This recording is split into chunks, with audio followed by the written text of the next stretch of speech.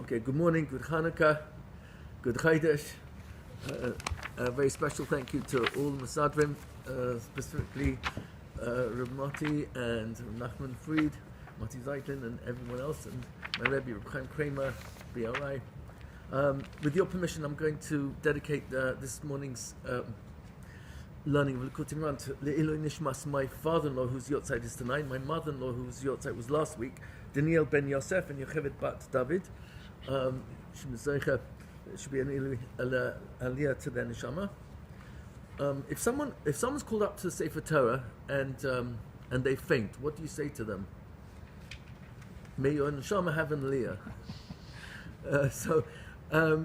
Also, just as a ground rule, from moving forward, in order to cover more ground and not let myself get distracted, I'm going to ask if there's any questions to keep it very short. Short means like within a few seconds, not paragraphs or chapters. And if I can answer it in a very short way, which is not something that I'm good at, whatever, I will try. But if not, I'll ask to please make some sort of simon that you remember the question, and I'll make time for at the end to answer it. This way we'll cover, Bezrat Hashem, more ground. So last week we ended up. We quoted, which we'll probably look at inside today, from Lamed Gimel in Likutei Moharan, the first chelek, where Rav Nachman quotes a pasuk from Yirmiyahu, Perek Lamed Aleph, pasuk base, Ahavat Olam Havtich. Now, correctly translated, it means an eternal, unlimited love. Havtich, I have loved you. That means it's unending. Hashem is claiming, my love for you is impossible to measure because it has no beginning and no end. And therefore, Al Kain, that's the rest of the pasuk is, Mashachtich Chesed. I have drawn down kindness upon you. So Rav Nachman explains in that Torah, just look at it very quickly, Lamed Gimel. I'll tell you in a second which paragraph. It's paragraph Dalet. Pull out Lamed Gimel in Likutei Moharan, in the first chelik, and it's in paragraph Dalet. V'zeh yadua she'haTorah hainu hamidais. The Torah are measurements. He's already spoken about this and explain it more a little bit later in this Torah. Hainu hayamim. Every single day is also a measurement. Everything's measurements in this world. Shera behem havaso yisparach shemoy. Hashem rests, and another word for it is saturates His love inside all of these elements, everything. K'moshe Kasa b'Zohar Kadosh is brought in Zohar Kadosh, Parshas Balak, Kuf Tzadik Aleph, and Bereshis in Mem Vav. Yoimam Yitzaveh Hashem Chazdoi. It's during the day that Hashem commands His Chesed. That's from Tehillim Perek Mem Beis Pasuk Tes. Now he explains what is Hashem's Chesed. Shah Chesed Hainu Ha'ava. Chesed is really another term for love, Hashem's love. So this is a really, really important definition that Rav Nachman is revealing to us. K'moshe Kasav, and here is his text proof. How do I know that Chesed is Ava? Avas Olam Havtich. My love for you is unlimited. Actually, this pasuk in Yirmiyahu that we're quoting right now is brought in Gemara in Brachas of Yud Aleph, for the makar, for why we say the words Avas Olam, Ahavtanu. We say that in the brachas for Kriyat Shema. Your love for us is an unending, eternal, infinite love. So that means it's not a quantity, not in breadth or in depth. It's just endless, endless, endless love. So Avas Olam Ahavtich, and Al Kain, therefore. He's put it here in parentheses, but this is actually the continuation of the exact same pasuk, and this is where the text proof is actually from. Al kain mashachti chesed. Because I have an unlimited love for you, that's why I've drawn upon you kindness. So last week we looked at a number of different pictures of experiencing Hashem's kindness through wind and the sunshine and rainfall and gravity, which is another invisible hand of HaKadosh Baruch Hu. The Hashem's kindness is throughout the entire Bria, and there's a purpose for that, because He's really screaming out what? If chesed is actually just a cover-up, so to speak, it's actually camouflage. The way Rav Nachman is explaining this word, chesed, hainu ha'ava. Chesed is love. So when Hashem is constantly enabling us to experience all His kindnesses, at this very moment, if it weren't for gravity, our bodies would collapse. We would fall to the ground, wouldn't be able to lift ourselves up, wouldn't be able to hold our body up. Every single element within creation, every single atom, never trust atoms, they make up everything. Every single atom in your body, every single molecule is actually constantly given life by Hashem. And we actually even say when we are forced to expel toxicity from our body, we say a bracha asher yatsa, and we say the most astonishing words. Galui v'yadua lifnei chisei kevadecha. So the Chazal tell us where's the kisei hakavod. So it's difficult to call it a distance, but in the Gemara and Chagiga, I think it's Yud Beis, it talks about the distance between the 7 heavens and the distance between each one. It's 500 years of constant travel, non-stop. So if you imagine each olam, and then you, after the 7 heavens, you get to the heel of the lowest malach. So, and then from the heel to the ankle is the combined distance of everything you covered till now. From the ankle to the knee of that malach is the combined distance of everything. It goes on and on. It's like an impossible number to really calculate. And what comes out is that after you've finished all the malachim till you get to the kisei hakavod, you realize, oh my gosh, in terms of distance, Chazal just want us to understand it's really, really way out there.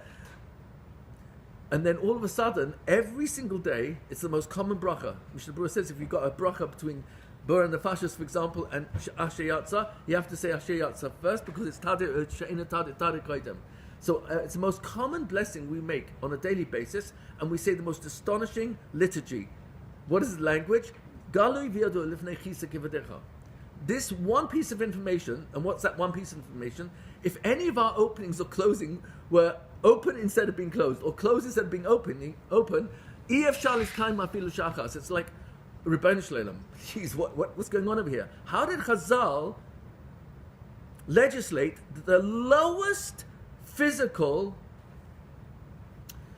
function of the human body, the lowest, which after digestion is expulsion of anything that the body cannot use? Why would they choose this of any other function to pay attention to? Galui v'yadua lifnei chisei kevadecha. It's not only galui, it's yadua. It's not enough for it to be galui. This is recorded, it's known. And what's the known? That if there would be any dysfunction in any of my body functions, that it would not enable me to go to the bathroom, the lowest of all functions. EF Shalis Kaim Afilu Shachas. We couldn't stand before you even for a moment. So what's coming out is really quite astonishing. I think I may have shared this on a different class. It might have been less than a year ago. That if your father or your mother asked you, you know what, I'm an anxious type of a personality. You know, once a mother once sent a telegram to her son, start worrying, details to follow. So I'll figure out something to worry about. So imagine your mother calls you, so look, keep it aim, you get long life. I mean, it's really worth it. It's really, really worth it. So I have a request to make of you, that every time you come out of the bathroom, could you quickly just call me on your cell phone and let me know that everything's fine. Are you serious, Mom? Yeah, I just want to know that everything's okay. Okay, Mum, fine. Keep it in. What am I going to do? So 40 minutes later, Mum, I just want to let you know everything's good. I just came out of the bathroom. Good, that's wonderful. An hour later, Mum, I just want to let you know, just came out of the bathroom. Everything's good. Everything's coming out good. Everything's good. Fine. Everything's. And this goes on a few times a day. What's the obvious, glaring message your mother is saying to you? For those who are awake. I care. I care. What do you care about? That you're well. That you're well. And what's the example you're asking me that I should hopefully open my eyes and realize you care about this particular detail? To acknowledge and be thankful that... Very nice, very nice. So comes along Kadosh Baruch Hu and says, every time you come out, I want you to say this. It doesn't tickle me pink. I don't need it. I don't need the nachas. I'm perfect without you thanking me. But I want you to pay attention to the smallest detail, and I want you more than anything else to realize, where is this recorded? Lifnei Chisei Kevadecha goes through all of the universes until it reaches the Kisei Kavod, and this is a function, this is a physical function that you and I do involuntarily. Meaning to say, you don't control the urge to, if you have to go, you have to go. It's actually a halacha mefurish in Rambam, Hilchos Deis, Perek Dalet, halacha Aleph, that you have to go to the bathroom as soon as you experience the need for it. There are tanaim on how long you can hold yourself in, etc. But the etzem message is, please trust the integrity of the way I created your body. It has such perfect intelligence, because God's intelligence is perfect. So when you need to go to the bathroom, please go. But the real reason is not the bathroom. The real reason is that maybe one day I'll chab that if you care so much about a function that's totally involuntary, how much more so, kol sheken, kal v'chomer, how many kal v'chomers, that you must care when I actually make a shiur of teshuvah, or I say a thank you to someone who I'm actually upset with, but I say thank you to them for a certain tova anyway, and I'm miskaber over my anger, or my resentment, or my hatred. How much more so when we employ our bechira, for which you actually put me in this world for, how much more so are you screaming out, I love you? Hashem screaming out, I love you. I love you while you're asleep and your stomach is digesting an incredible process of identifying what's actually helpful to your bodily health and what isn't. And it's sending whatever isn't out of your body. It's an astonishing process. So Hashem is screaming every second of our lives, I love you, I love you, I love you. And because I might get into a horrible state of stinking thinking, where my mind poisons itself with anger, resentment, negativity, remembering what I don't like about my marriage, about my kids, about my mother-in-law, my father-in-law, and I start going down that horrible slope. So Hashem wants me to know that, please, the first thing I want you to do when you wake up in the morning is say, Modeh Ani. I don't need your Modeh Ani, says Hashem. I want you to say those first two words and realize Modeh Ani means I am a thank youer. That's what I'm here for. And I want you to finish off that verse, not a verse, that statement, Rabba Emunasecha. How great is your emunah in me, Hashem, that with all my negativity, you gave me another chance this morning. You woke me up because you believe I can change myself. And says Hashem, now please do a checkup from the neck up. What's the checkup from the neck up? I'm going with the Sephardi order of Birkas HaShachar. You gave me bina to be able to tell the difference between right and wrong, just like a rooster cock-a-doodle-doos at the moment of dawn. You gave me the ability to actually see the difference between what's good and what's not good. Oh, Sha'asali Kol Sarki, you gave me shoes, you provided me all my needs. OMG, that's huge. Oh, Zaykef Kufufim, thank you for my spine and my spinal cord, my nervous system. So Hashem is screaming out, your body is literally saying all the time, when we're just looking at a few lines in Lamed Gimel, in the first chelik of Likutei, paragraph Dalet, Sha'chesed hu ha'ava. Hashem's chesed is really his love. And he's drawing it down upon us. Why? Because avas olam ahavtik. My love for you is unending. But I can't spell it out to you, because if I do, you'll be so overwhelmed by how much I love you, you would lose your bechira. So I put you in a physical world of brilliant illusion. It's such a brilliant dimyon that you're constantly distracted, and so you actually need a daily checkup from the neck up. Thank you, Hashem, for my eyes. Thank you for my physical eyes, for my eyesight. I've always enjoyed good eyesight. I can see with full color, 3-dimension.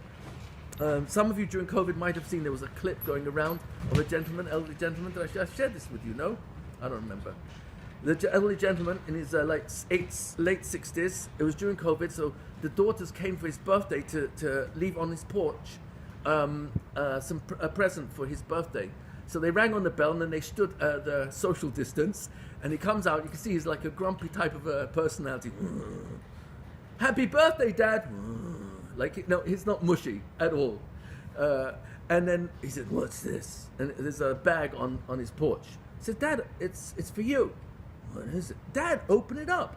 So he opens up the bag, and there's some sort of a gifted package there, and he pulls it out and says, "What's this?" He says, "Dad, open it." So he opens it up, and there's a box.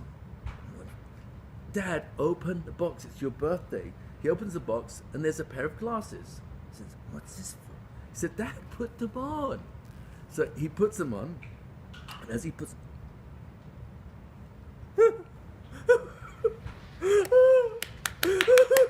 he starts tearing, and he starts crying. He was born colorblind. He's never seen blue, green, yellow. He's never seen any colors. And for the first time in his life, he sees a blue sky. He sees the green grass in his backyard.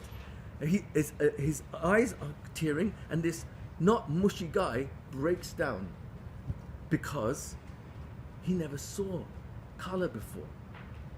Pokeach Ivrim, thank you, Hashem. Please don't take my eyesight away, that I have to appreciate it. I'm going to appreciate it right now. Thank you, Hashem. Malbish Arumim, thank you for my wardrobe. It's Dvarim Pshutim Ad Ma'od, but that's the whole point of what Rav Nachman wants to bring to us, that it's the Davar Pashut that we get excited about. It's Pshitas and Tamimus for the good that's already in our lives. And the Kudas Tovas is not some sort of positive thinking, it's reality thinking. And Nakuda is the lowest, smallest dot. Tova that's good, that I can possibly add up and then come to the possible conclusion that why are you doing all this for me, Hashem? Because you love me so much. What's going to happen next is what I think was the paragraph 2 of what we quoted in Torah Zion, which we're learning, and that is, if I really hope that you love me so much, what's the most obvious thing I can do next? What's the most obvious conclusion I can come to? Hashem's hiding behind Teva, but it's a perfect world just so I can breathe air. What's the purpose of it? Okay, so I come to realize you love me so much. And therefore what? What's the therefore? So now everything is echad, so now I can become possibly an Einod Milvadik type of a personality. It's really one. So a person could be attempted assassination by his 10 brothers. You can't imagine such a thing, but imagine it anyway. And then they change their mind and just throw him in a pit. It's filled with scorpions and snakes. You know what? Why don't we just make a buck on him? So they sell him. And he's sold down to Mitzrayim. And what do you think should be going through this mind? What should be going through his mind? He ends up being sold as a slave. But he remembers all the halachas of an Eved Ne'eman from his father. And he applies them to Potiphar. But not only that, he's constantly talking to Hashem. Shkur Hashem, Hashem Shkur B'fiv. Even Yaris Adonav, even Potiphar, who was such a low life, he actually had eyes on Yosef. He was such a low life, and he actually could see the Shekhinah was with him. How can you see that? So Rashi points out, Yaris Adonav Hashem Itoi. What's it mean? Hashem's with him. So Rashi quotes the Medrash, Hashem Shkur B'fiv, because whatever he did, he was Matzliach. He wanted warm wine, it was warm. But cold, it was cold. So Potiphar thought you must be some sort of magician. No. I'm asking, what are you saying? Which spell are you putting on this drink? No, I'm not saying any spell. I'm asking Hashem was Elokim. He's the power of all powers to help me be Matzliach and everything. Within a year of this employment, he's accused of a most horrible of crimes, falsely ends up in jail, 12 years. Is that a long time to do some thinking? What do you think he might be thinking? How did I get here? Oh yeah, my brothers. If I ever get my hands... What's going through his mind? 12 years. And we're talking about Hashem Echad. You only do chesed, you're only kind to me. So after 12 years in prison, it's actually coming up literally this week's parasha in a shul near you. What does he say? Ani Yosef Achichem. I'm your brother. Before that he said, Ani Yosef Oida Avichai. They are stunned. They can't believe this. They don't believe it. And he says, no, I'll prove to you that I'm your brother. Number one, Asher Machati Moisi. You are the ones that sold me. Nobody knew that. And no one's allowed to even be Megala that. So the fact that I know that means that I really am your brother. And then he shows them he's got bris milah. Nobody in Mitzrayim had bris milah, only Yosef and his 2 sons. And now they realize, oh my gosh. Now what do you think is going through their minds? What do you think is going through their minds? Oh my gosh, this is Yosef? Revenge! Oh no! He's going to take a sweet revenge against us. What's the next words? The ata, and now, al te'atzvu ve'al yicha be'einechem. Do not get worried, don't get depressed, don't be anxious. Ve'al yicha be'einechem. Don't go to a therapist and talk about this for a long time. Don't get angry, don't be angry in your eyes. Ki machatem oisi hena, that you sold me. Don't go there. Don't go there. You got to be joking. This is just a setup. Now you're going to beat us up, right? No. Kila mechia shelachani Elokim lifneichem. Elokim, the powerful power, sent me before you to provide food. It's all good. And as though the pasuk, the Torah has extra ink to spell, he repeats himself. Pasuk Zayin, Vishalacheni Elokim lifneichem lasum lachem sheris ba'aretz. Hashem sent me before you. So I don't understand. The Torah is made that you were sold by your brothers who were originally going to kill you, then they dropped you in a pit, and then they sold you. How can you say it wasn't them, it was Hashem? So this is what we're talking about the whole time. This is what Rav Nachman is trying to help us understand. Ata hareta ladat. I have already shown you. Ki Elokim, Hashem Elokim. Hashem is the only powerful powers. Ein oid mlevado. Nothing else exists. It's not. This world is not real. It's only what we think it is that makes it real to us. Our wives are not our real wives. It's only who we think they are. Our children are not our children. It's only who we think they are. Life is not life. It's what we think it is. And so comes along Yosef Atzadik and tells us, I don't care how difficult your life is, Hashem has put you there. And Hashem put me in Potiphar's house, and my father told me, blossom where you're planted. Serve Hashem where you're planted. B'chol derachecha tehu. Wherever life takes you, da'ehu. Recognize He's the only Elokim, ein oid milvadoi. And it wasn't always easy. Falsely accused, thrown into prison. But guess what? He kept coming back to his default. Hashem, you're the only one in charge. And now he's helping his brothers recognize this emes that he was always holding on to and never letting go, because he was a real tzaddik. His brothers didn't know that. They misunderstood him completely. And now it says, Sameni Elokim la'adon nechol Mitzrayim. Hashem, Elokim, the power of all powers, He has placed me as an Adon on all Mitzrayim. My Rebbe, Reb Chaim Kramer, would read it slightly different. He would say, Sameni Elokim la'adon nechol Mitzrayim. I have placed Hashem above all of Egypt so that they recognize He's Elokim. And he wanted his father to know that he's in a position to actually persuade the whole country that there's only one power of all powers. So the point I'm bringing out is Hashem is hiding behind Teva, and Teva is Chesed. It's pure Chesed all the time. Mashachti, I'm bringing down Chesed upon you all day long. And says Rav Nachman, Chesed is Ava. And it's based on this pasuk, Ahavas Olam Ahavtich. It's unlimited. And who's it talking about? It's talking about specifically Klal Yisrael, more than anyone else. We are the beloved of HaKadosh Baruch Hu. So this is in paragraph base, which we're finishing up in Torah Zion. Is this is the das that the Tzaddik Emes Moshe Rabbeinu wanted to bring into us, imbue into us, inject in a way that you can never get out your system. And it will always be your default. You always come back to this Hareta Ladas. You have been shown, I am Elokim, and there's no other power besides me. So, in a certain sense, Hashem is screaming throughout everything we experience, and most of it is in silence. Most of Teva is happening in total. You don't hear gravity, you don't hear the sun, it makes no noise. You don't even hear wind. You know, most physicists will tell you, you can't see wind and you can't hear it. You can hear the effects of wind, and in Lashon HaKodesh, wind is ruach. And ruach is the three-letter shorish of which word? Reach, smell, which you can't see. You only know it exists because you're able to actually identify its smell, its aroma. Spirituality, ruchnius. You can't see ruchnius, how do you know it exists? You can't see wind, how do you know it exists? You see the effects of wind blowing on the trees and the leaves. You hear things blowing from the wind. Wind makes no sound.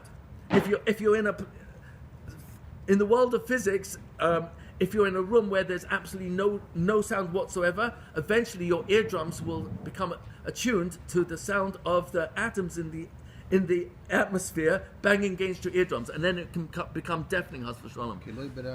What's the pasuk? The pasuk said, "Lo b'riach Hashem, Ela b'reach, beruach."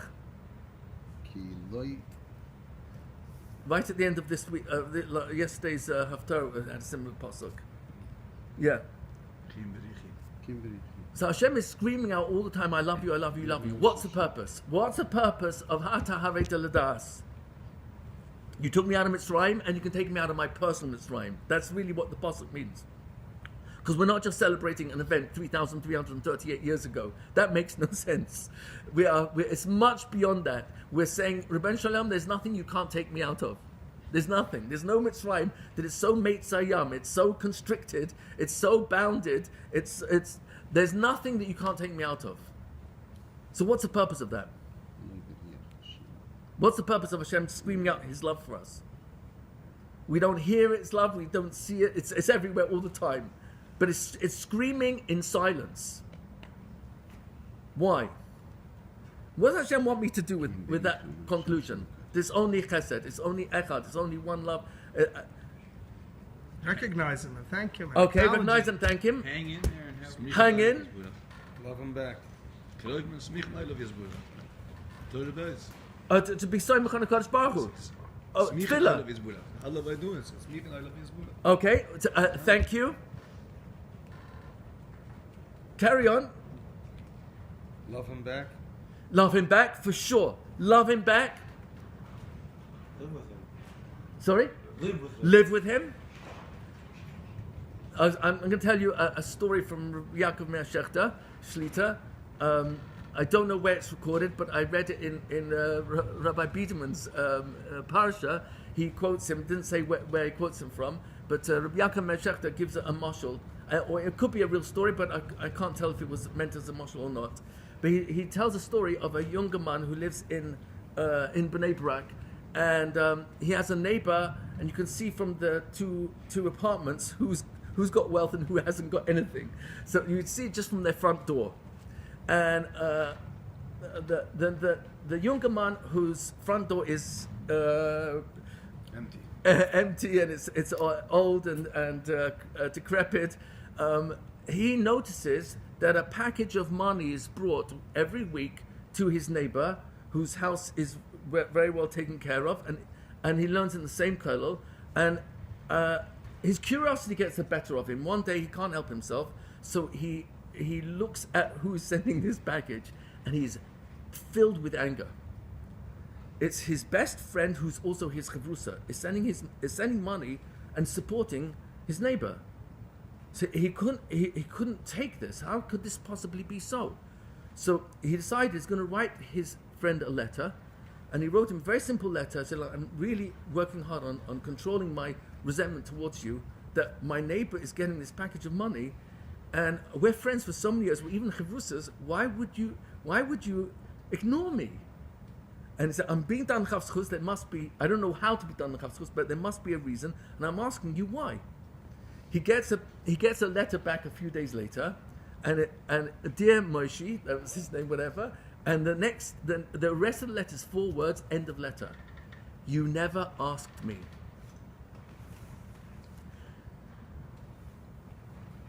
What's that mean? Hashem wants we should ask him. Ask. What should I be asking for? Whatever. Everything. Everything. What's the most important thing to ask for? Please be mochel me. The biggest difference between Rav Nachman and all the other Rebbes in in Hasidic history, what's the biggest nafkamina? When Hasidim would come to Rav Nachman, what was their bakasha? To get close to Hashem. Help me. I need more eitzes to get closer to Hashem. And when people came to him for children, parnasa, he cared. So in Sicha Lamates, in Sicha Saran, he cared about their sorrows. But he would also say, that's not, I don't want you to turn me into someone who's providing all these segulas. I want you to turn to the Makar, Habracha. And so he was constantly, because he said, why should I be a Rebbe? Why don't you become your own Rebbe? And he never said those words. I don't know if he said those words, but why should you think that because you're a chassid, you've got to rely only on, why don't you become a chassid of HaKadosh Baruch Hu like I am? And when Rav Nosson would ask Rav Nachman, what's the difference between you and all the other, how did you get to be so great and others, they put their whole lives into Avodas Hashem, but never reached what you reached?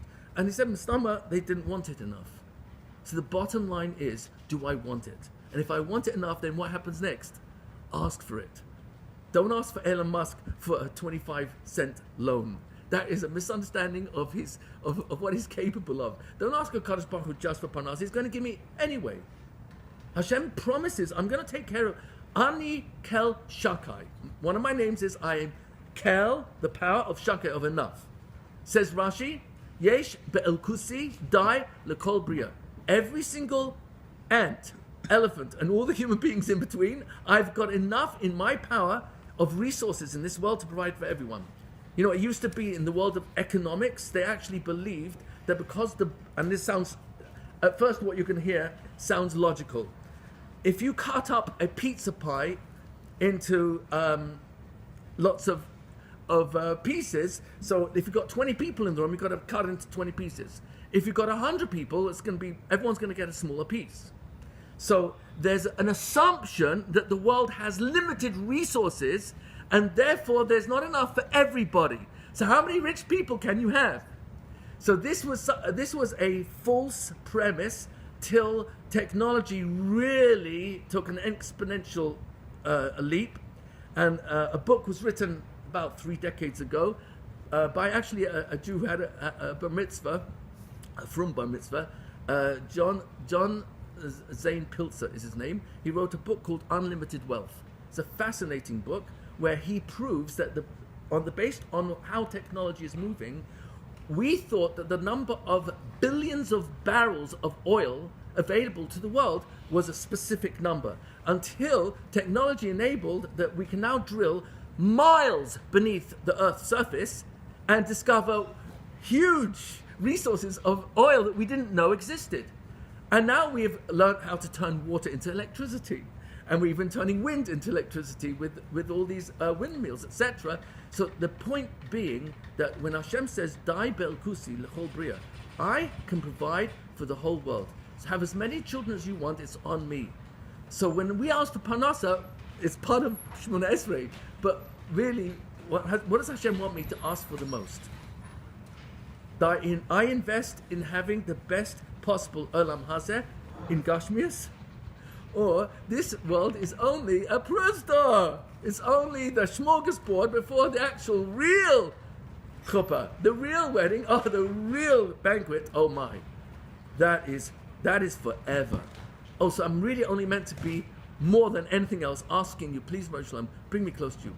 Help me with my davening, help me with my learning, and get specific. Help me Bein Adam L'Chavra, and get specific. This particular wife. Not that I have more than one anyway, but can't afford any, even though I'm Sephardi. But can't afford more than one. So get specific. This particular kid is really getting under my skin. It really gets under my skin. But you told me, blossom where you planted me. You planted this kid in my world. You planted, let me squeeze the most out of myself to be the best father, best husband, best in my career that I can be, not in competition to others, to provide for my family and maybe some. Help me in every single area of my life. Please help me, I beg of you.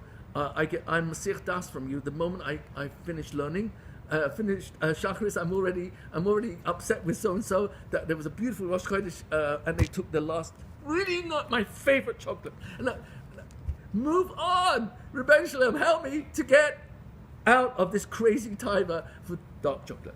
Help me move on. Whatever is my challenge, Hashem says, please, I only give it to you to blossom, not to be resentful, not to be angry. So Rabbi Yaakov Shechter is basically telling me, please ask. Please, I will give you too. I got plenty. I got plenty for you as well. What holds me back from asking? Number one, I don't have the Ratzon. And that's we talked about a little bit last week from Sichas Ran Nun Aleph. It's a very long Sikha, but he talks there about the importance of Ratzon. We quoted the week before that from Perek Yud Halacha Gimel in Hilchas Teshuvah of the Rambam, that Ratzon is unlimited in terms of having a metaphor, which Rambam is bringing, that the whole of Shir Shirim is meant to be a metaphor for the Ava, for Kadosh Baruch Hu, through the Ava of an Isha. That a person can't get her out of his mind. Not when he's eating, drinking, going to sleep, waking up, every moment of his waking moments. But it's really only a marshal to the Ava for HaKadosh Baruch Hu. So number one, I don't have enough Ratzon. So I have to refuel the Ratzon. Rebbeinu Shalom, I don't have enough Ratzon. I get my mind so easily distracted by how I want to be able to afford all these different zachim and move to a different zip code and please my wife with building an extension, and she's not happy with this particular car that we have leased. I've got 2 years left on it, and whatever, it doesn't make a difference what it is. Blossom where you're planted. How have I got the Ratzon to turn to the one who has Hakol Yachol? And just keep begging and begging and begging. And if I don't have that Ratzon, beg for the Ratzon. Ask at least for the Ratzon. But the second piece, which is really, and we talked about this last few weeks, the emunah that you can. I need emunah that you really can. Why do I have to have emunah in this diet? Can or that you will? That you can. What you will is up to you. But I know you can. And what I do know is you want me to let go of my taivas. You want me to let go of sinner and natira and kina, jealousy. Because you've already instructed that in the Torah. Lo tachmod, lo titaveh, lo titar, lo tikaim, lo tisna et achicha bilvavecha. Don't hate your brother in your thoughts. It's already, that you've already told me. So now I know what to ask for. But do I have a munah that you really, really can help me? Get me out of this. Turn myself around. So that is huge. And that's what we quoted last week. We didn't really learn it inside, but that's in Kuf Mem, in Sichas Haran, where Rav Nachman talks about levels of emunah. We know the highest level, of course, is emunah in Hashem. He also wants me to have emunah in his Torah and his tzaddikim. But there's a fourth type of emunah that he really wants me to have. And in this particular Sikha, Rav Nachman recorded it, if in Kuf Mem and Sichas Haran, is quoting a Chazal in Soita, Sha'al de katnas imuna tzrichim la'avdus kashas, that when a person doesn't have a big emuna, it's a very small, constricted, limited emuna, so a person has to do lots of hard avodah. A person has to really work hard at learning and davening and mitzvahs. But what happens if Hashem, you are responsible for me being matzliach in reading accurately and fluently and learning Taich and having a Havana and learning enough information that I can then actually learn the difference between this word and that word in the pasuk, so that I now to learn a nafkamina and the nafkamina Gemara that Tosfos is bringing, so that I actually can understand and sharpen my mind. Help me. So when I fall into the emunah that it's my learning based on my intelligence, that is katnas emunah. But what happens if you, Rebbeinu Shalom, hakol yachol? And that's why, name me, who was Rav Nachman's Rebbe? Where did he get all his information from? Who was his Melamed? We don't know, right? Do we know? Ha! Melamed! Rebbeinu Shalom. Torah le'Amo Yisrael. He davened. When he couldn't understand Chumash, he begged. He couldn't understand Mishnayos, begged, Rebbeinu Shalom, please, I want to understand your Torah. If he wanted to know the meaning of a talis, what did he do? He cried. How many tears did he cry? So in Kuf Ayin Base, in Sichas Haran, he tells a Talmud who he gave his talis to, he said, be very careful with this talis, because there's many strings as you can count in this talis. That's how many tears I cried to understand the meaning of talis, of tzitzis. Wow. He begged Hashem. Now, why did he do that? What was his premise? Because there's nothing you can't do for me. There's nothing. But what was the premise of that? You love me so much, there's nothing you wouldn't want to give me. But Hashem says, please ask. The whole purpose of Atahareta Ladat, that you know that Hashem Hu Elokim, Yud Kei Vav Kei, is constantly your power of all powers. Ein Oidem Levadai, and there's no other power besides, is so that you can beg him, please open my mind. Open my mind to Torah. Please, I beg of you, let me be close to you. Help me Masich Das from all the mitzvahs of the mind that you tell me don't go. Hatred, Natira, that's a huge one. Bearing a grudge, remembering other people's mistakes. Get me out of that. Please get me out of that. I don't want to be plagued. It's poison, literally poison to my mind. It's taking my life away. Worry is the opposite of tamimus. Worry and telling lies, not telling the emes. Get me out of there. Please get me out of that zone. Get me out of the kvetching zone. That's the worst zone to be in. We're going to see that near the end of Torah Zion, where he talks about Chanukah. That it's that Chanukah, it depends on the crying that we did on Yom Kippur, and he connects it to the Chet HaMeraglim, that was the worst of all. We end up 40 years in the Midbar, destroyed on Tisha B'Av, the Bayis Rishon, Bayis Sheni. But the mechanic behind all that is what? What's the worst crime of all? What's the crime of... Sorry? Crying for nothing. What should I have been crying for? Sorry? Vekas. I'm not. I could be closer to you, please, Rebbe Shlomo. And Rav Nachman used to say, how do I know that if Hashem gave me to be at the level that I mapped, maybe there's more? And so he started crying for more, because he didn't know how much more is more. He just wouldn't stop crying. That was, if anything, was his greatness. It was he wouldn't stop asking. So said Rabbi Yaakov Meir Shechter, his friend told him, "You never asked. You never asked." Oh, you mean all I have to do is ask? Yeah, I love you. You're my friend. But in case in Kaviyavah with HaKadosh Baruch Hu, Amas Olam Ahavtich. Al Kain is a very powerful lashon. It means there's a connection. Because of my love for you, Mashachtich Hasid. I brought down kindness to you. It's everywhere, all the time. Chesed kel kol hayoim. David Melech couldn't get it out of his mind. He was drunk with dveikus in Hashem, and all the distractions. Michal saying you're embarrassing yourself by dancing wild in front of the maidservants, and he said, I'll do more than that as a cover to a Kodesh Baruch Hu. I have no cover in Hashem's shadow. David Melech was the king of gratitude, and the whole problem with Meraglim was, I'm so stuck on the lashon hara of 10 tongues. 10 tongues brought about Tisha B'Av, and every single tragedy that we're still suffering from that, it brought about such tragedy and calamity, all for one nakuda. I'm complaining, and I've got no right to complain.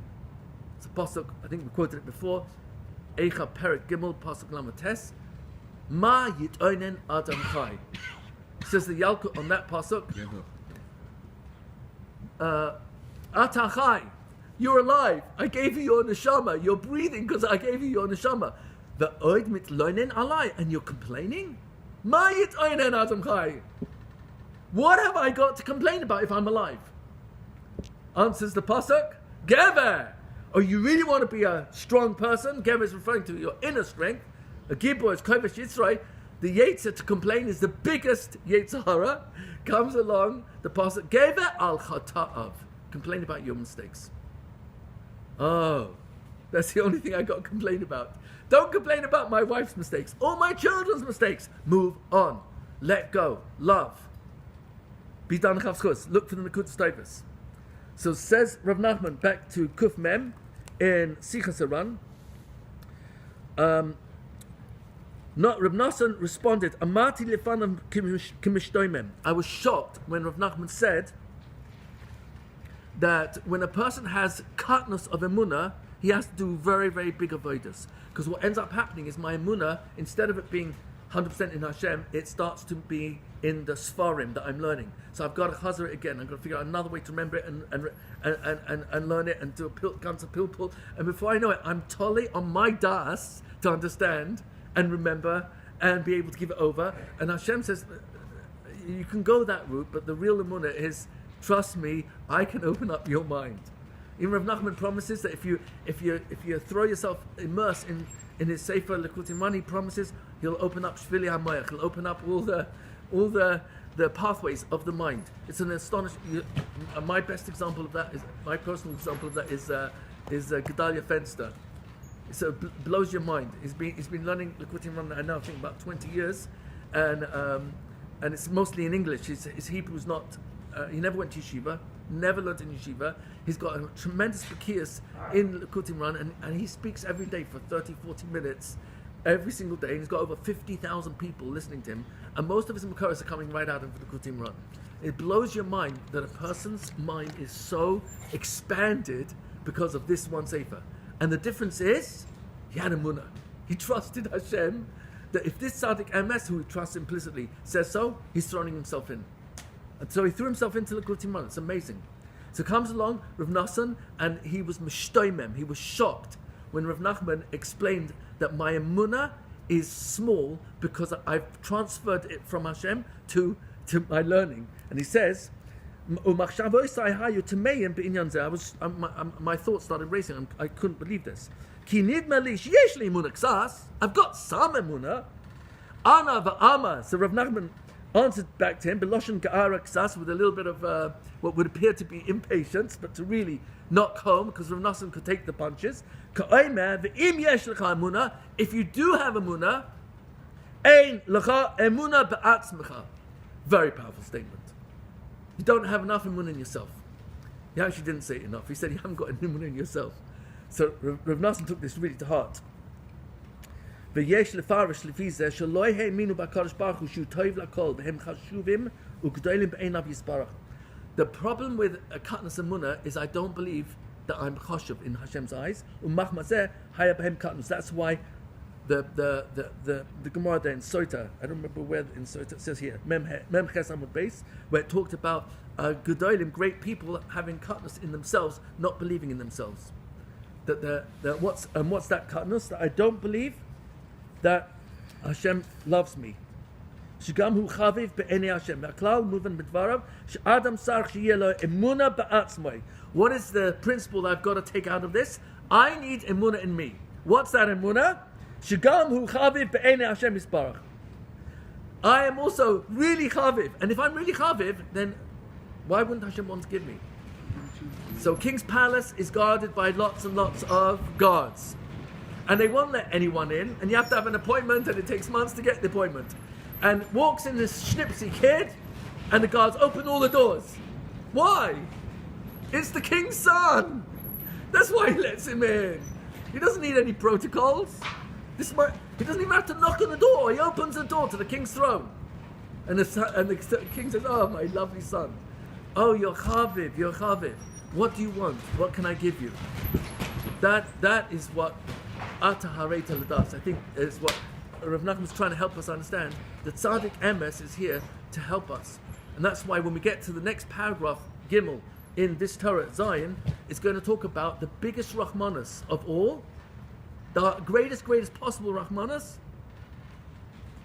is Has v'Shalom. I'm doing Averas. And the one word that he chooses more than any other, not Chet, not Pesha, is Avon. Avon is a bit less than Pesha, but Avon means I did it deliberately. Not Lahachis, Pesha is Lahachis. So the greatest Rahmanas, to have Rahmanas on myself, but I need the Tzaddik Emes to help me realize it's worthwhile turning to Hashem that He'll still have Rahmanas on me for my Averas. But we need Tzaddik Emes in every generation to be Dan Chavsus on all Klal Yisrael when we fall into Avonis, because Avonis is not shaykh to the Jews. It doesn't belong. Our neshama is too dovuk to our Kodesh Baruch Hu, and therefore we're only one thought away, one year of Teshuvah away from starting again, rebooting our mindset. Hashem, I'm starting now. You woke me up this morning. Biggest proof you want me to be here.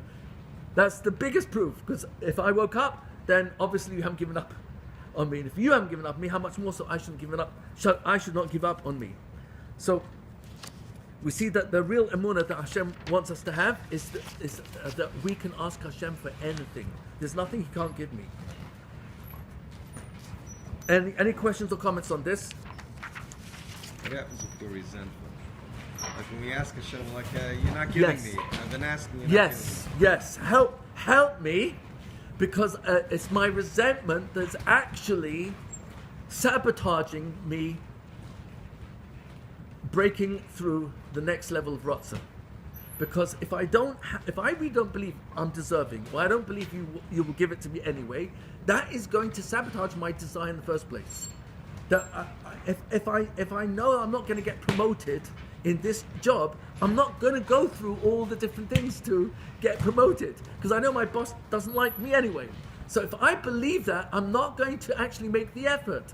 Why make effort where I'm just going to fail anyway? So I need to start saying, please, Ben Shalom, you are the real boss, and I'm your son, and I work for your company, and I want to believe that you are the one who can. But I've got a lot of resentment because it's Can is years not- and decades that I've been trying, and you're not answering me. It's got to be will, not can. Yeah, We have to believe that Hashem's going to give it. he's going. Because if you don't believe He's going to, then okay. Then So bitachon, I'm not may sure not. if bitachon means he will. Bitachon means he can, and I have to ask, and whatever he gives me, I've got to grow with wherever I find myself. Yosef Atzadik could have easily said, "That's it, Revenge Shalom, I'm done. I was my favorite, my father's favorite son, but not stum favorite as you would read in the pasuk. I was his favorite because you gave me the kalim to be koilet all the chachma he was giving me. He gave me the most chachma than any of his other children. So I was being groomed to be the leader of the family. And now, what am I doing as a slave in Mitzrayim?" And then he said, okay, I'm starting again. I'm going to build myself up. And I'm going to do what my father taught me of how to be an Eved Ne'eman to a master. And so he does that for almost a year. And then he's accused of a false crime. Not only was it false, Chazal tell us in Medrash Agada and Medrash Hagadol, I saw in both places, he never looked once at Selusha, the wife of Potiphar. He never looked at her, ever. The Medrash adds, he didn't even have a shiur about her. Now, she got dressed every day in a different outfit. Every morning, every afternoon. It was a different outfit. She just tried to get his attention. She was going mad trying to get his attention. He was ridiculously handsome. He wouldn't even think. That's amazing. And now, she tries to grab him. He runs out of his jacket. She grabs onto it. She uses that as evidence that he tried to mess with her. And he's thrown into a dungeon for 10 years and then another 2 for trying to get out. 12 years total. I can easily see Yosef Atzadik rationally saying to himself, Rebbeinu Shalom, why? Why me? I tried my best. I didn't even do anything. I didn't even look at her. And this is my reward? This is my reward? And he held on strong. Not only did he hold on strong, he wouldn't have any resentment to HaKadosh Baruch Hu, and certainly not his brothers. He didn't know he was going to get suddenly whisked out of a dungeon, and within 24 hours he would be Mishnah L'Melech, viceroy to the greatest and most powerful emperor in world history at that point. Oh, Yeshua Hashem Kerefayin, because he wouldn't let go of his emunah. So I don't know if he never had any thoughts, but if he did, he pressed delete. Get a pop-up on your phone, press delete. Now, if it's one to worth explore, press explore. Otherwise, press ignore. Ignore, explore. Those are my 2 options. And when you read the Torah, we're reading it outside in. So Yosef says to his brothers, don't get stuck in the outside in paradigm. Don't think that you sold me here because you tried to kill me and then dropped me into a pit and then sold me. Hashem was behind the whole episode. He orchestrated all this as a test to me. Would I stay strong? And in staying strong, I would prepare for the Shibud Mitzrayim, which is already promised to Avram Avinu in Bris Bein Absarim, Yadei Teda. You shall surely know it's going to happen. But we could have come down here in chains, but I prepared the way. And please tell my father, I stayed at Tzaddik. I never let go. And they're expecting payback. And Yosef, he every time, if he ever had a pop-up that said, throw the towel in. Do whatever you can to have some typhus in jail at least. And prisoners do that. Prisoners do that with each other. It's horrible. And he was strong. He never let go. So Hashem said, "You're my man. You're my man." And so he became viceroy. And he was able to say with 100% belief shalem, "Loi atem shalachtim oisi hena." You are not the ones who sent me here. We remember selling you. No, Elokim. It was the power of all powers. You're reading the wrong paradigm. You're reading outside in.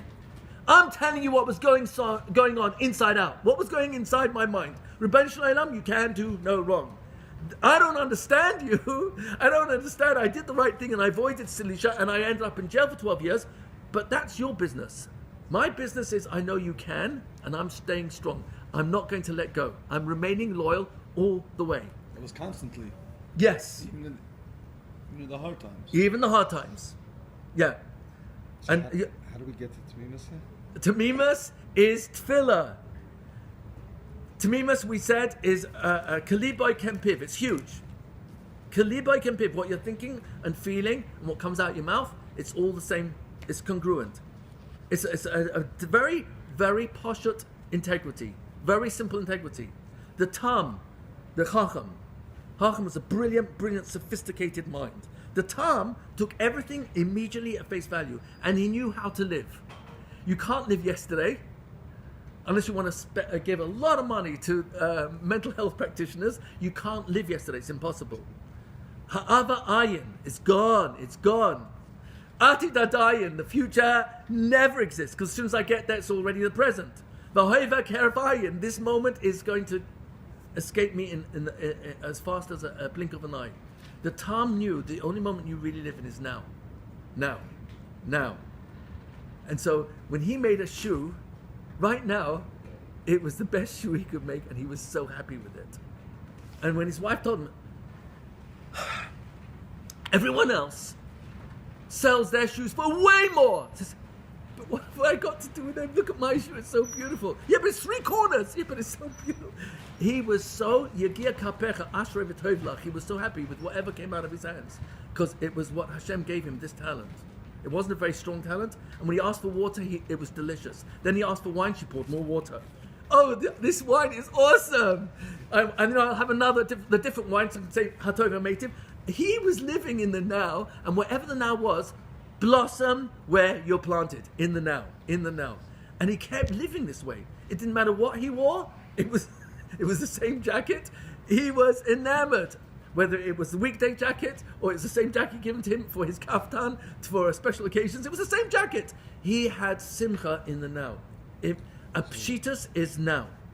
So the core of Tamimus is now? The core of Tamimus is living. Or is it you said heart, mind, davening? No, but we said last week the greatest thing that a Talmud was once asked what the greatest thing his Rebbe ever did. He said the greatest thing my Rebbe ever did was whatever he was doing in that moment.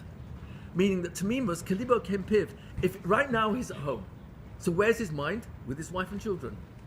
If his mind is at work and all the things that he hasn't checked off on his to-do list, where is he? Well, physically at home, yeah, but his wife picks up, what? I asked you to do that, yeah, okay. And, where's my mind? Avram Avinu was a huge Tam. I believe his hallmark was Hineni. Now, don't look at the English translations. Hineni means like, here I am. It's way more than that. It means I exist for you only. That's what Hineni means. You look at the Psukim, Perikav base, in the Akedah.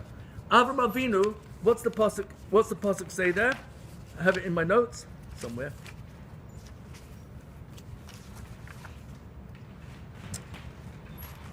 Do we have it here? Oh, look for it in the pasuk. Perikav base pasuk aleph. Nope. Sorry. Yeah. Pasuk Zayin. Perikav chaf base pasuk aleph going through Zayin.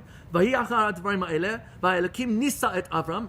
He was tested. He was elevated. That's what nisa really means. Vayomer elav Avraham. He said to him, Avram. What did Avram answer? Vayomer hineni. What's hineni mean? behold, I exist for you. Right now, my total focus is for you. Wife calls you, Hineni, I'm here for you. Your kid calls for your attention, I'm 100% turn the phone off, leave it in the car, wherever. Hineni. Verse 7. Vayomer Yitzhak el Avraham Aviv. He says to his father on the way to Haram Moriah, Vayomer Avi, and the father said, Vayomer Hineni v'ni. I exist for you, my son. Nothing. I'm told. You call it mindfulness, full of you. The mind is totally in the now. Perek Lamed Zayin Pasuk Yud Gimel. This is Vayomer Yisrael al Yosef. Haloi achicha royim b'Shechem. It's last week's parasha. They're grazing our flocks in Shechem. La lecha b'shlecha aleim. And he says, I want to send you there. And what's Yosef's response? Vayomer lo hineni. Ta, I'm here for you. I exist for you. Whatever you tell me to do, I'll do it. No cheshbonos. Yeah, I know they hate me. I'm here for you. That's Tamimus. Tamimus is living in the moment. I do? Sorry? So, for what I understand it, to summarize it, we were talking about what comes first and how do you develop it, right? How Right. do you develop the Tinyana? Right. So, what I understand from what you said today is actually that obviously we need to in order to achieve Emunah, the right Emunah, you need Ratzon. That was said. Right. Right. To develop the Ratzon, you need tremendous amount of Tamimus. How do you develop Tamimus? You say start asking for it. If I notice you never something, asked, yeah. to give it in short, Yes. that's the metaphor that you used. Yeah, with the excellent. story. Because Excellent. you never asked. So basically, a person can start asking before having the right Tamimus, Yes. prior to him having the Ratzon and the right Emunah. Now you start. What you have to do is you start. You Right. start by asking. 100%. Rav Nosson, on his deathbed, he said, I was Mekayim all the aces of the Rebbe, of Rabbeinu Zal, but there's one ace I'm not sure if I fulfilled to the capacity that I was supposed to, and that's the Tamimus that he required of us. I'll never forget Rosh Hashanah, Erev Rosh Hashanah in Uman. I said to myself, it's in the morning, I really want to go to the Tzion, but I said, what's the point? I heard a voice saying inside me, what's the point? You're never going to get anywhere close anyway. So I said, that's probably true, but why am I here? And it's Erev Rosh Hashanah, it's Vidu Dvarim, and I've got a long shopping list of people to daven for, so I'm going anyway. And right at that moment, I don't know, I can't remember what it was, that the Mesadrim with their jackets were pushing everyone away from the Tzion, and I had never seen, and I've been there 43 times I think, I never noticed that there's a shortcut from behind the Tzion where my Mordechai used to daven. There's a shortcut, there's a door there that actually, I never even explored it before, but actually it's a shortcut that actually brings you right by the Tzion. So I went there, and all of a sudden I noticed there's a whole corridor that's completely empty, and the Mesadrim are pushing everyone away, and I'm standing there right by the Tzion, only a couple of feet away, and the only person between me and the Tzion is Nissim David Kivek. And he has a tikkun klali. He's holding it right up against his face. But the angle I was standing at, I could see his face, and he had such tamimus, such a smile with tears rolling down his cheeks, and he was talking. He wasn't saying tikkun klali. He was talking to Hashem. So tamimus is every one of you who's got a child or grandchild, learn from them. Tamimus is simply living in the now. They know exactly how to live in the now, and they don't get stuck in regret. You never see a kid last long in the world of regret. It's simply not the way they are manufactured.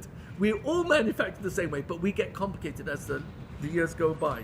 Tamimus is kaliboy kempiv. Shalem. Tam is shalem. Shalem means there's parts that are working together. What are the parts? Your mind, your mouth, your feelings, they're all working together. Your body language is all synergized. It's congruent. So when we're with our children, 100% there. We're saying Zmiras, we're in the Zmiras. When we're learning, only learning. Not looking up, not getting distracted, only learning. When we're davening, try to keep my focus on each word I say unfold from my mouth. Tamimus is in the moment. Tamimus is in the moment. Tamimus is in the now. So the tam, he basically had total attention. That's what a tam is. Total attention, complete attention, mindful. That's what the whole world is getting all big, making a big, just complete focus. That's what it is. Kavanas alev literally is discipline of the mind.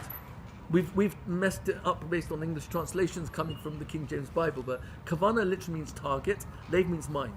So the mind is, that means you've disciplined your mind. That's what kavanas alev is. We're paying attention to the words coming out of our mouth. And Rav Nachman himself, he said, I'm jealous. Who's he jealous of? I'm looking for the quote. He was jealous of those people who were simple in their saying of davening, of tehillim. It's in the Likutei Torah. It's Torah Kuf Dalet, where he said he was extremely envious. Anashim apshutim aksherim, of the very simple people when they would say tehillim, that the tamimus was so endearing to him. And if you want to know more about tamimus, I call it Simplicity 101. Look at Kuf Aleph 101 in Sichas Haran. He talks about Pshitas and Tamimus. Very, very simple words there. 21? Yeah, 101. Simplicity 101. That's the symbol I create for myself, because it's in Kuf Aleph. It's in 101 in Sichas Haran. So you look at Sichas Haran 101. See what he says there. We'll have to end on that. See Sichas Haran 101.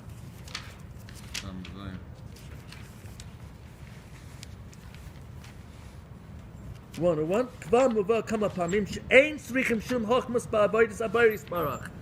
There's no necessity for brilliant minds figuring out how to be Oved Hashem. Rak tmimus u'pshitus ve'emunah. These are the three only ingredients.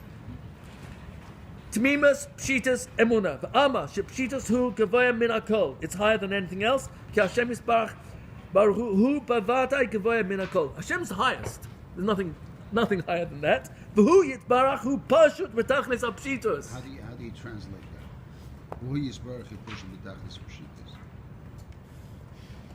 apshitus? It's you know what? The best metaphor I can give you is if you look at this, you say that's a watch. If I ask you what's this, you'll say it's a watch. But mitzaj, and that's posh, that's pshat. That really is. Transparent. Happens to be, well, this is not a very good example. But here's a better example. This is my father's watch. This is Leon Harry. This is an Omega, and this one, if you open it up, you'll see there's lots of moving parts, and they are all touching each other. This one is this is a talking watch, and it's almost empty inside. Besides the battery, there's no moving parts. But this is complex. A watch used to be very complex. When you look inside a watch, you see the complexity of it. So now I can't call it pashut. But if I just look at what it is, it's pashut, and it gives me the time. If I looked at the universe, as Hashem would look at the universe, it's pashut. Why? Because all the moving parts and the trillions and trillions of elements in the physical planet Earth, you'd say this is hugely complex, but actually HaKadosh Baruch Hu in his pshitas, it's all one. It's echad. It's literally one. So if I looked at the beautiful planet Earth from outside of planet Earth, I would say our planet Earth is beautiful, and it's pashut beautiful. Pashut beautiful. Now, if you want to get into what's the pashut, all the moving parts, that's incredibly complex, and every single element in creation has trillions of atoms with the protons and the electrons and neutrons. So how do you call this pshut? Hashem is ultimately Pashut. His Ratzon is Pashut. It's really his Ratzon. He wants the world to exist. No, what's the interpretation? I can't answer. I don't know. The best I can give is Achdus Apusha, the unity. Achdus. It's a unity. That's unity. Singular unity. But that's Pashut. That's pshut. That's Pashut. Being that you all connect. The only thing, if you Complexity also connects. the only thing that exists kaviyah from outside of Hashem is our das. And that really is Chekele Elokam Nirmal, so we're really part of him. But the Bechira we have in every next thought, that is the only thing we own. Everything is Pashut Echad. That's the best answer I can give. Thank you for your patience. Thank you very much.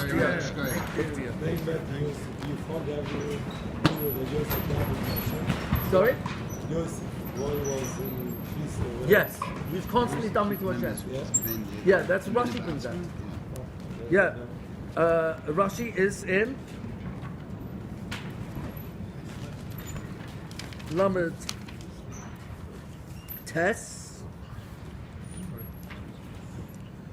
Lamed Tes. Vayar Adonai Perek Lamed Tes. Pasuk Gimel. Vayar Adonai ki Hashem itoi. This low life of Potiphar saw Hashem is with him. V'chol asher hu oisa, Hashem matzliach biyadoi. Whatever he did in his hand, Hashem made him matzliach. Says Rashi, how could this low life see that Hashem's with him? You see the Shekhinah? I don't see the Shekhinah. So comes along Rashi and says, Ki Hashem itoi, Shem shamayim shegura b'fiv. He was constantly talking to Hashem. This bothers us. Yes. Baruch Baruch Tiyeh. Subscribe for your So participation. the fourth amendment that you mentioned is Emunas Emunas Ba'atzmai.